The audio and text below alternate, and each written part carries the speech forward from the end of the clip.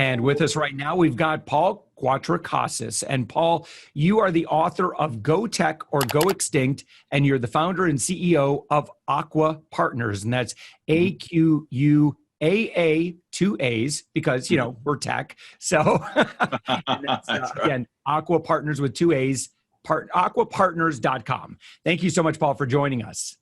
Sure. Thank you for having me. So you're a Yank that found himself back over in London. And so what precipitated that decision? That was a while ago. It was quite a while ago. Yeah. It was, you mentioned that you 29 years ago. Yeah. Yeah. So I was working in New York, and we had what I called kind of the first credit crisis back in, this was 1989, 1990, 91. And in 1990, we basically, I was working at G Capital in New York in the leveraged buyout group, and we saw prices getting too high, and there were some issues there in the portfolio, and so they had a round of redundancies locally. I made that, but had an offer to come to London. I thought it was a good time, and I thought it would be about for a year, 6 months to a year, but it's ended up being 29 years and counting. Wow. So you haven't lost your American accent? No, I don't think that's going to happen. If I've made it this long. You've survived this long without adopting a posh accent, so good on you. So interesting trivia. Maybe you know the answer to this. When did the Americans lose their British accent? Good question, but I can tell you that if there's a Brit or a Kiwi or a South African, for example, that go to the U.S., they tend to lose their accent pretty quickly. Wow. But it doesn't work the other way around. And I think it's just because the American accent is actually quite a lazy accent. So it's easy to acquire, not so easy to lose. So yeah, that's the best I can do, I'm afraid. This might blow your mind. And I Googled this some time ago, and I read a very lengthy article on it. So the Americans actually never lost a British accent. It was the Brits who adopted a posh accent in the early 1900s. So we're actually speaking the kind of the original English dialect. If that's true, I'm embarrassed. I don't know that.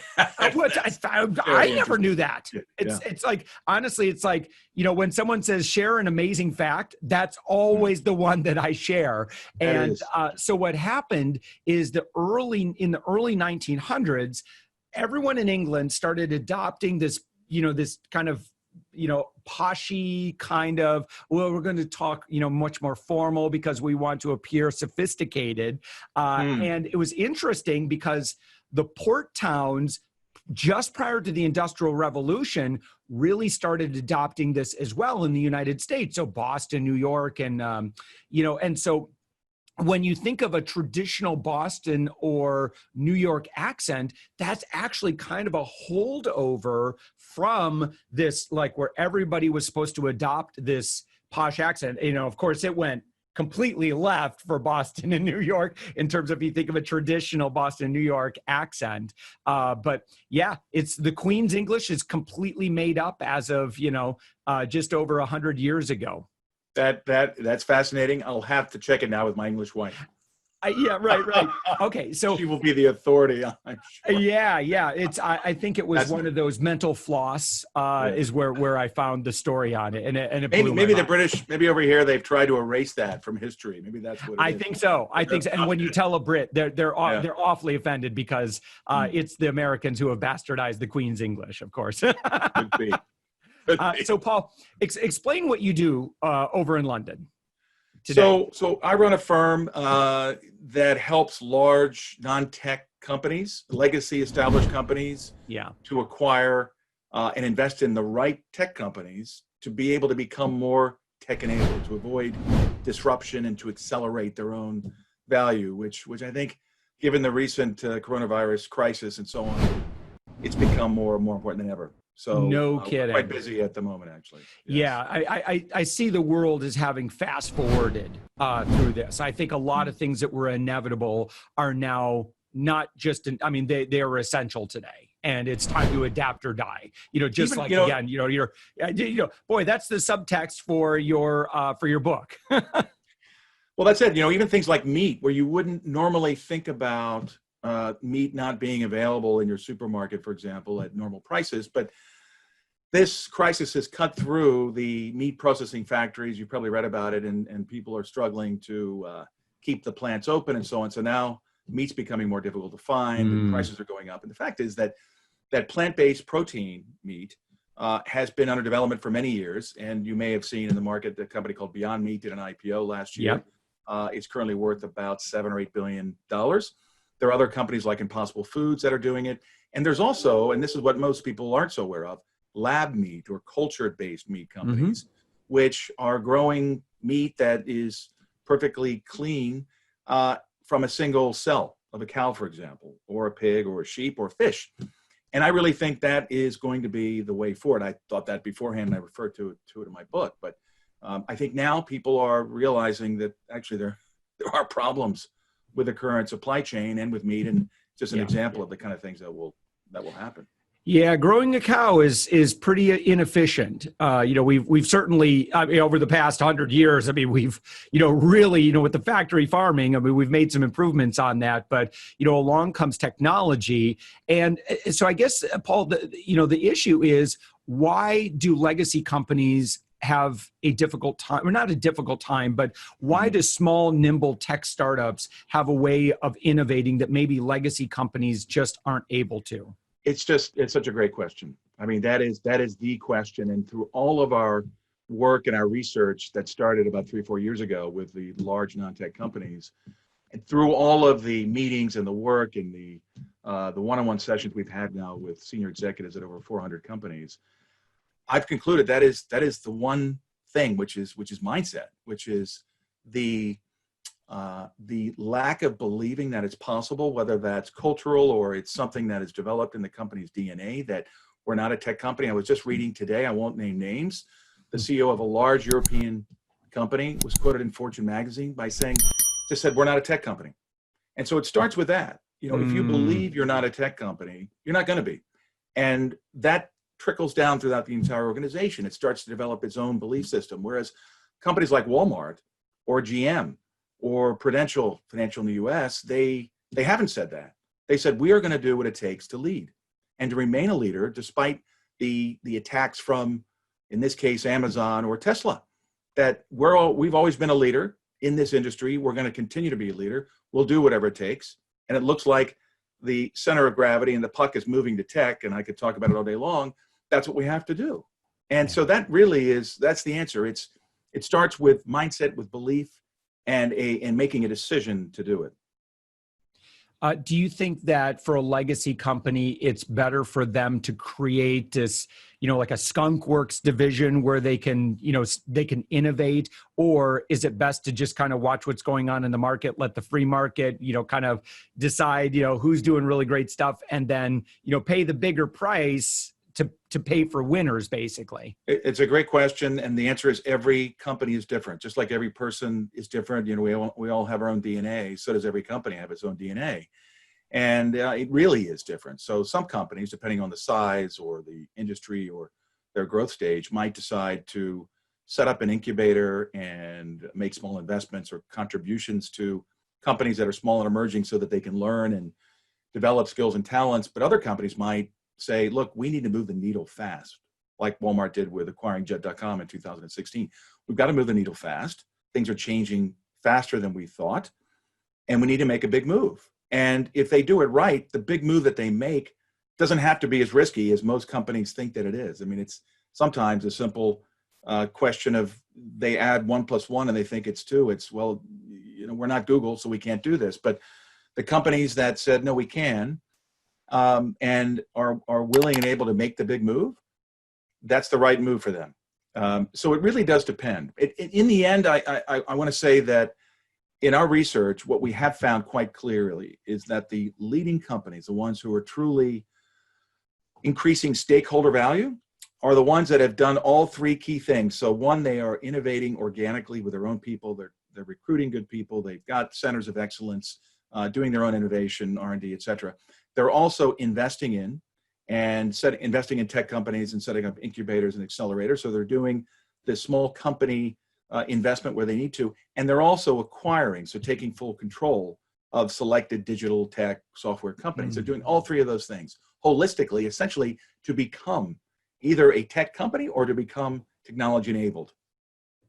So, if I am a tech, so we're a tech company. So, I mean, and that's kind of how I see we're a tech company first, and we use, again, our one of our missions is to challenge the status quo with everything that we do. And if the market is asking for something, and traditional PR, for example, would say, oh, well, we can't do that, or we can't guarantee results, or no, you have to have a 12-month contract to work with us. It's like, that's ridiculous. No, you don't. And so, I created this as a consumer saying, why doesn't this exist? I need this. I need something that's much more user-friendly to use. And I don't want to just pay for introductions. I want to pay for results. And so that's been our approach. So we see ourselves as a tech company. And so to my fellow kind of tech company owners, what should they be thinking about in terms of, I'm going to create this disruptive technology, and I'm totally open to an exit at some point down the road, because we're going to keep doing what the old dinosaurs refuse to do. Any considerations that those tech companies should keep in mind, just in terms of, if they're like, they're open to that opportunity down the road? Yeah, again, great question. So we have been advising tech company entrepreneurs and CEOs and founders for, well, certainly I have for 28, 29 years now, every single day on exactly these topics. And it's what gave us our own experience and confidence and accumulated understanding before we were confident enough to go to the large non-tech companies and talk about all this. So my advice to them today is to keep on doing what they are doing. So to maintain that spirit, that vision, that passion of what being an entrepreneur is all about, and believe that you can do it. So the mindset applies equally to an entrepreneur, of course. In fact, it's very hard to set up a company and have any kind of mission without really having that right mindset. So that's number one. And then I'd say, while you may feel that you're disruptive and you want to disrupt, that's always the temptation for an entrepreneur, is that I'm going to just disrupt this. I'm a disruptor. I'm going to be the champion and the hero, and certainly that's important, right?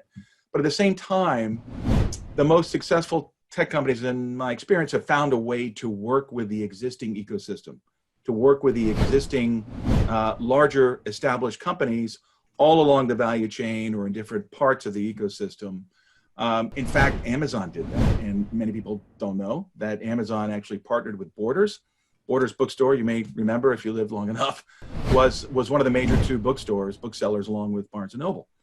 And as Borders was realizing the world was moving to e-commerce, they thought, well, it's better to partner with this new e-commerce company, Amazon, rather than try and do it ourselves. And they partnered for, 5 or 6 years before Borders said, okay, we got it now. Okay, that's fine. You can go, Amazon. We're going to do it on our own. And I think 4 years after that, Borders was bankrupt, and we know where Amazon is today. So tech companies like an Amazon, they were smart. They acquired other smaller companies along the way as a very entrepreneurial mindset, Jeff Bezos and his team, but they also partnered with some of the larger players. And so I think you can do both. I think you can have the mindset of disruption, not expecting it to happen overnight. It's going to take years, but there's nothing wrong with that. That's why you become an entrepreneur. You want to build something over the long term. So as you're building that with that disruptive mindset, where you're giving a better experience to customers, that's what it's about at the end of the day, right? That's what an entrepreneur does, is give a great experience to customers. But while you're doing that, think also, how can you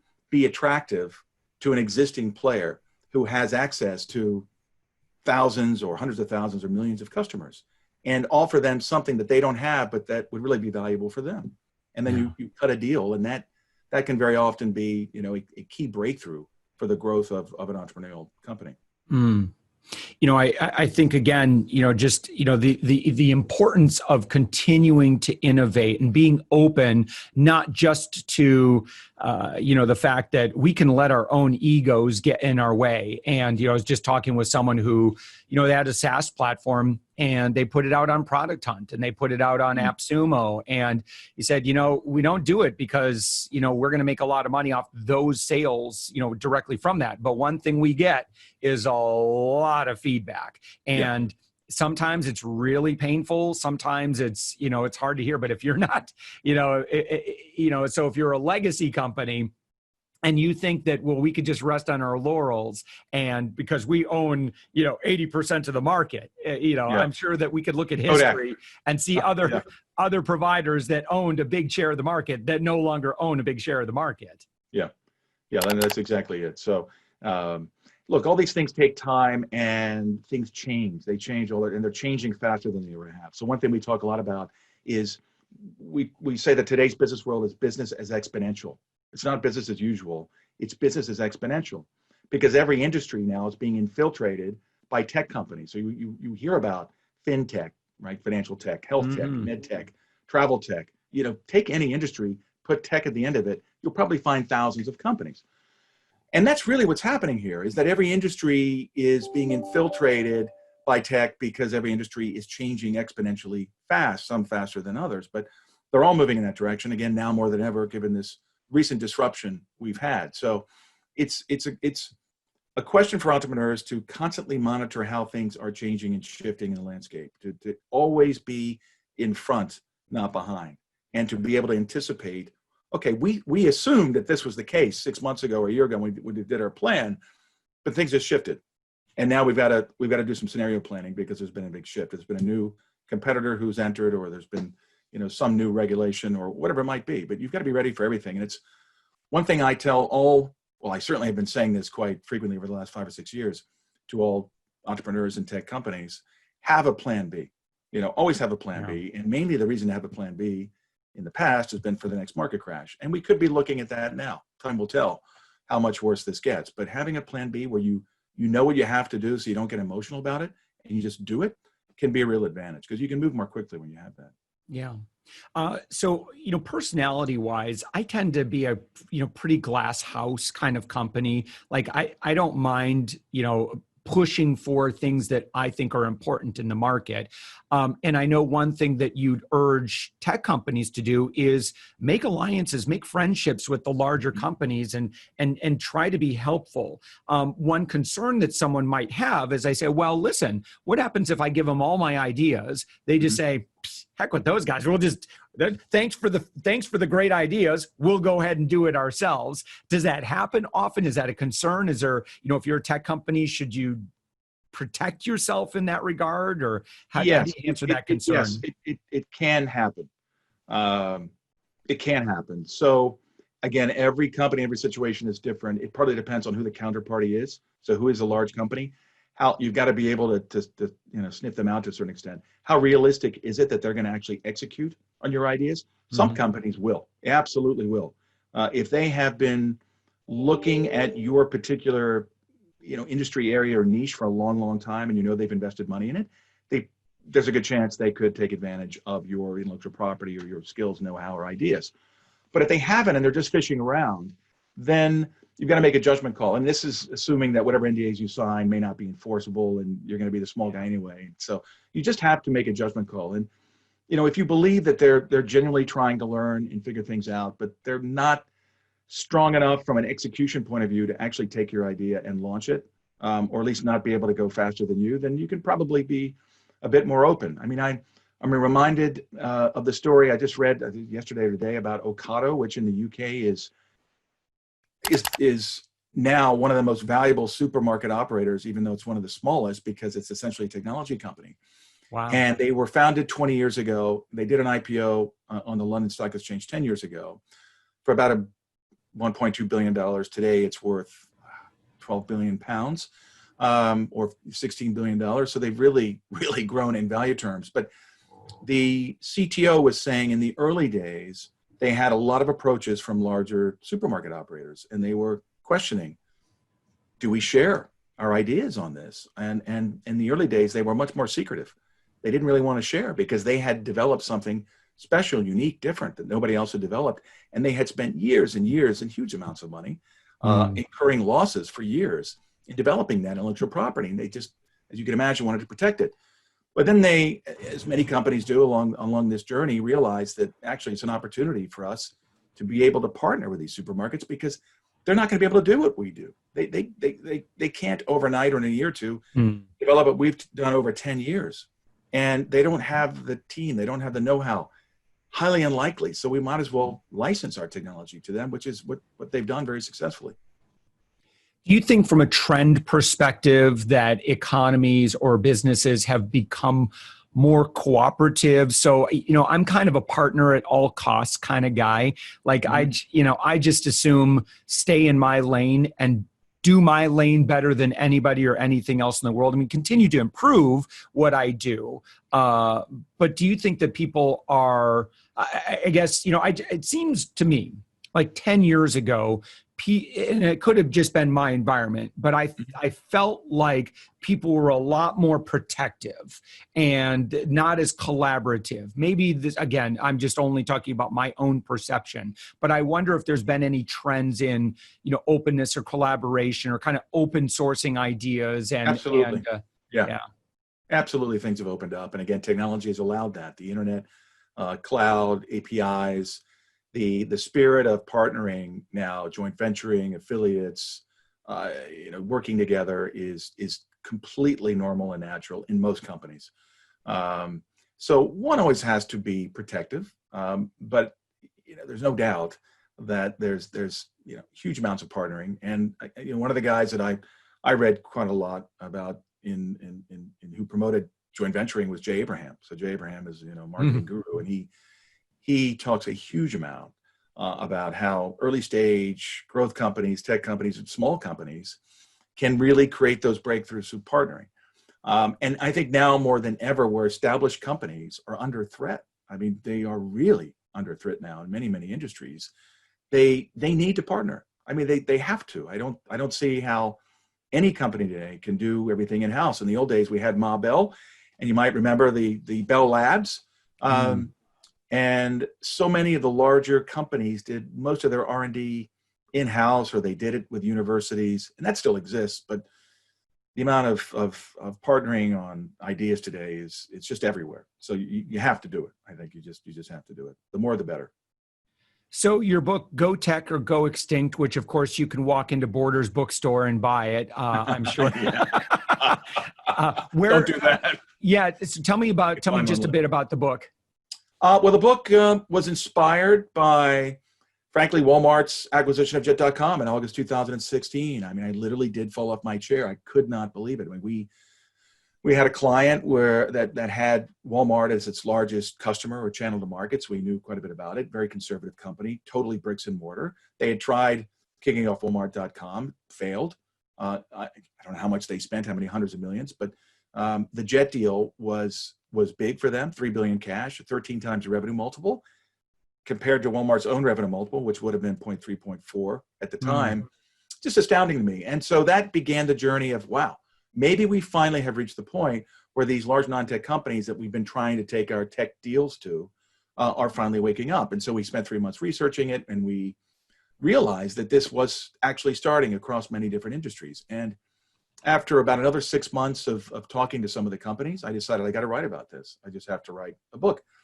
And as we were engaging in discussions through our marketing efforts and just being, ourselves and myself as an entrepreneur, very aggressive in exploring this, I thought, well, the discussions that I'm having with C-suite executives at the Fortune 1000 companies are so interesting and revealing in many ways that I thought I will add the context of those discussions to the book.